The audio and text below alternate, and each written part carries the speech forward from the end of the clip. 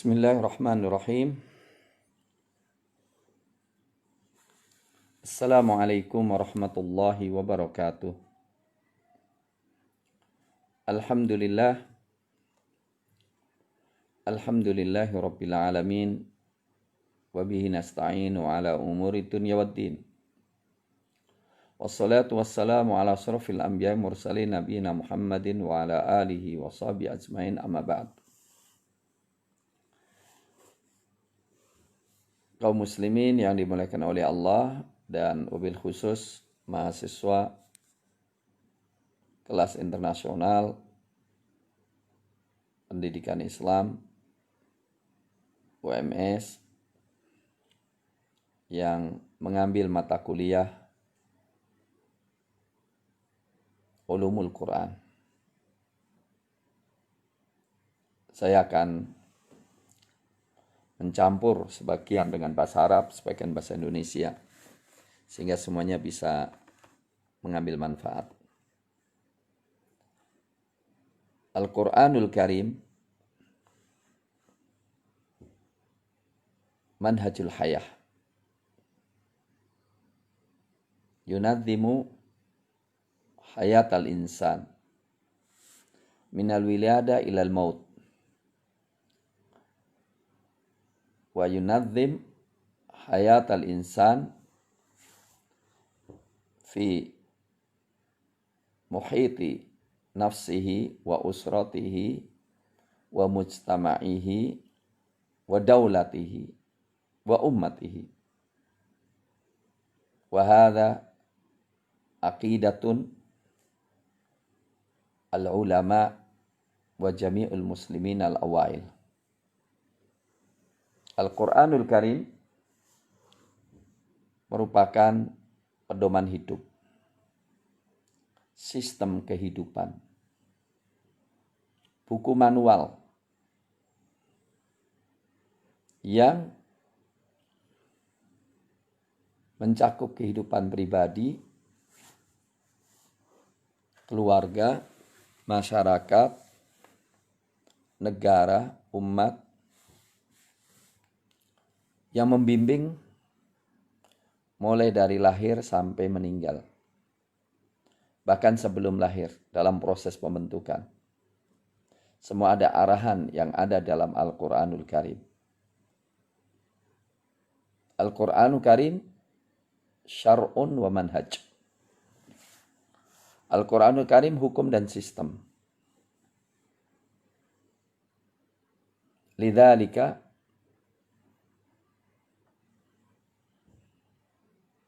yaqtadi ma'rifatu asolatihi wa tarikhi nuzulihi wa madmunihi wa i'jazihi wa yaqtadi ma'rifatu qawaid listimbati ahkamihi wa hikamihi. Al-Quranul Karim karena sebagai sistem dan hukum, sebagai dasar aqidah kaum muslimin dan syariah kaum muslimin, maka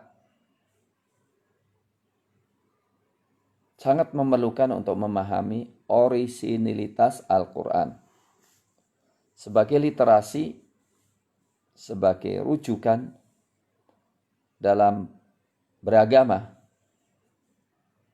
untuk kita pahami orisinilitasnya, untuk kita pahami bagaimana turunnya, kemukjizatannya, sebab-sebab turunnya. Kita pahami kaidah-kaidah dalam menggali hikmah dan hukumnya.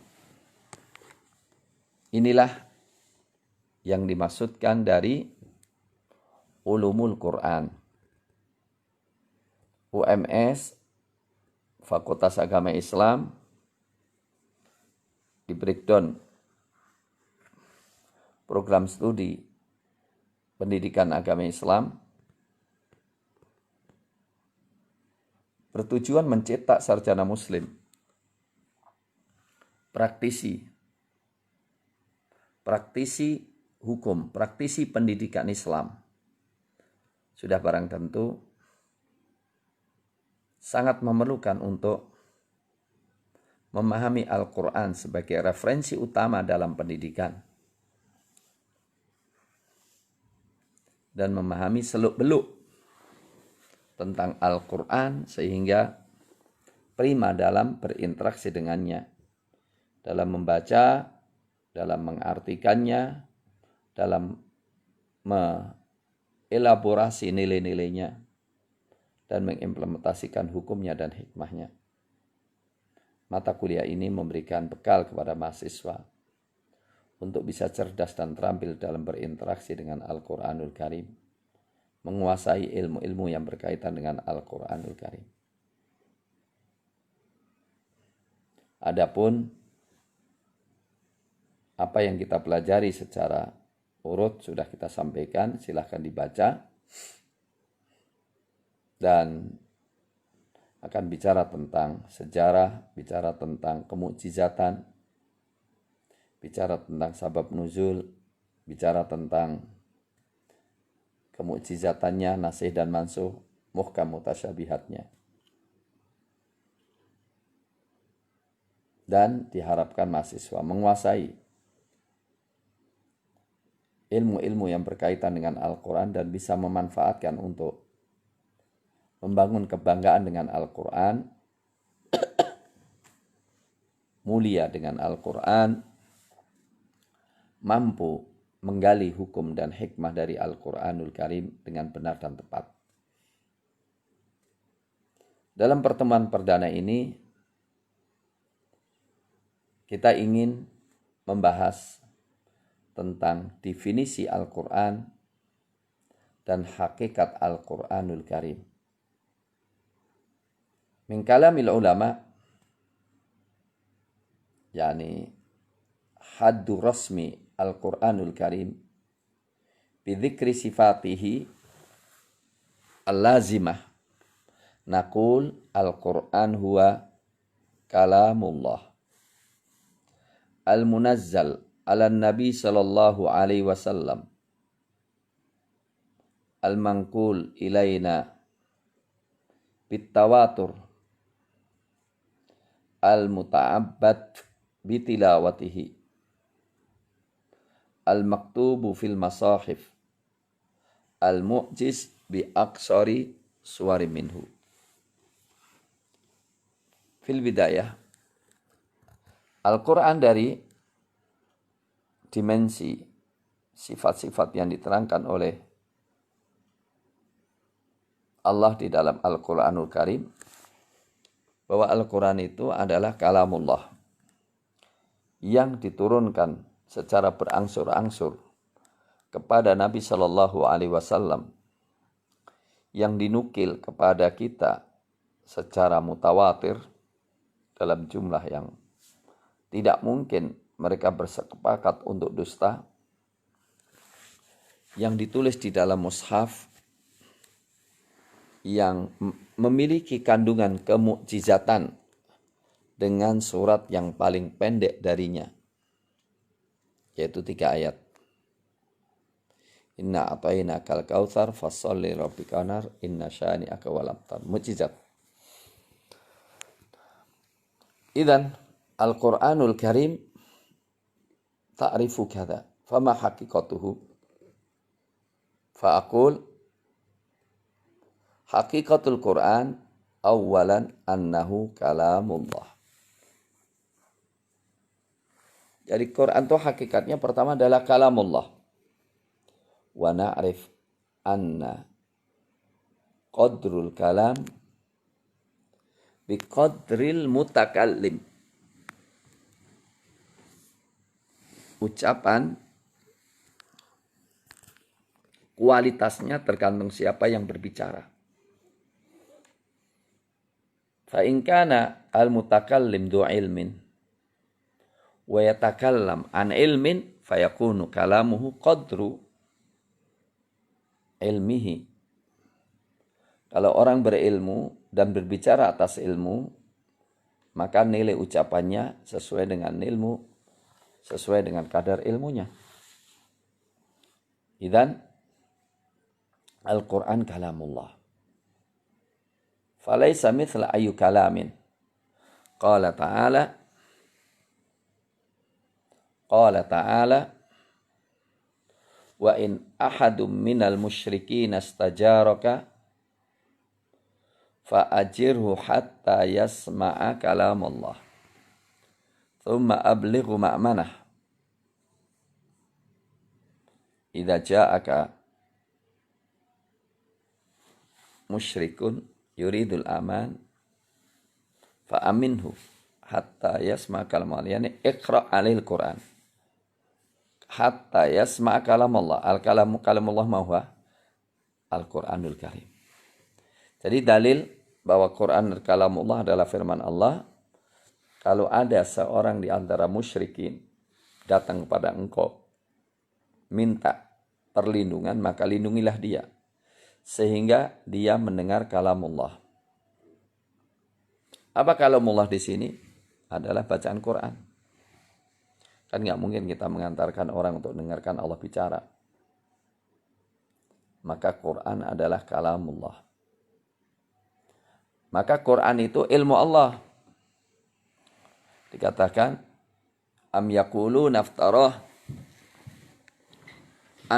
naftarah qul fa'tu bi asyri suwarin mithli muftarayat wad'u man istata'tum min dunillahi in kuntum shadiqin fa illam yastajibu lakum fa'lamu annama unzila bi ilmillah. Mereka mengatakan Muhammad itu ngarang-ngarang Al-Quran. Katakanlah, silahkan mendatangkan 10 surat semisal Quran. Dan undanglah orang-orang yang mampu membantu Anda. Kalau mereka tidak bisa menyambut tantangan itu, ketahuilah bahwa Quran itu diturunkan bi'ilmillah. Fa'lamu annama unzila bi'ilmillah. Jadi Quran itu ilmu Allah, Quran itu adalah kalamullah.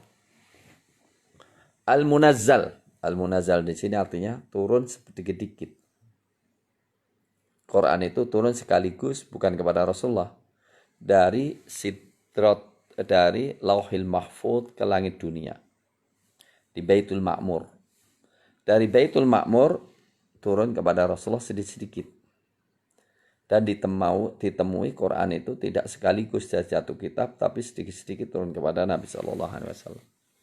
Orang-orang kafir dalam surat Al-Furqan mengatakan, وَقَالُوا لَوْلَا نُزِّلَ هَذَا الْقُرْآنُ جُمْلَةً وَاحِدَةً كَذَلِكَ لِنُثَبِّتَ بِهِ فُؤَادَكَ وَرَتَّلْنَاهُ تَرْتِيلًا. Orang-orang kafir mengatakan, kenapa kok enggak diturunkan Quran kepada Rasulullah, kepada Muhammad sekaligus? Allah menjawab, demikian kami turunkan Quran berangsur-angsur. Dalam rangka apa? Kadzalik, demikian itu, linutsabbita bihi fuadak, untuk menguatkan hatimu.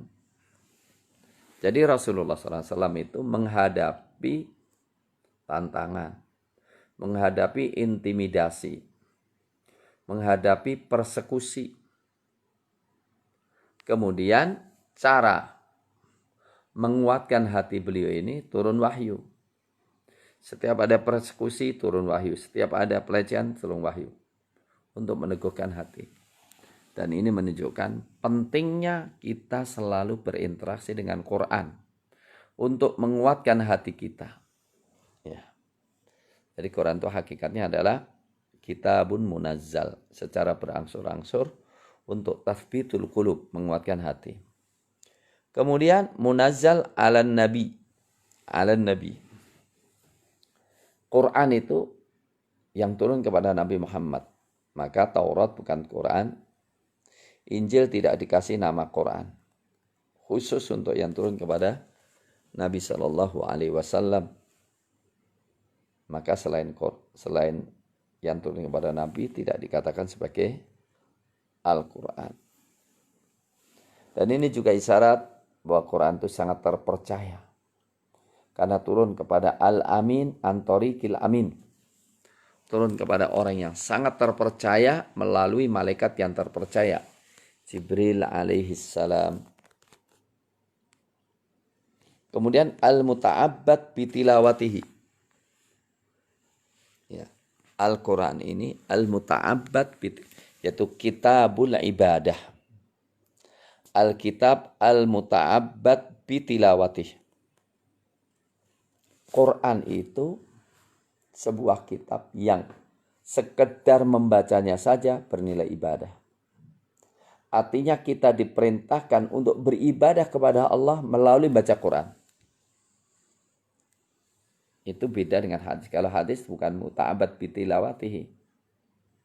Ya, niat ketika membaca ibadah iya. Tetapi tidak menjadikan membacanya sendiri ke ibadah. Seperti Al-Quranul Karim.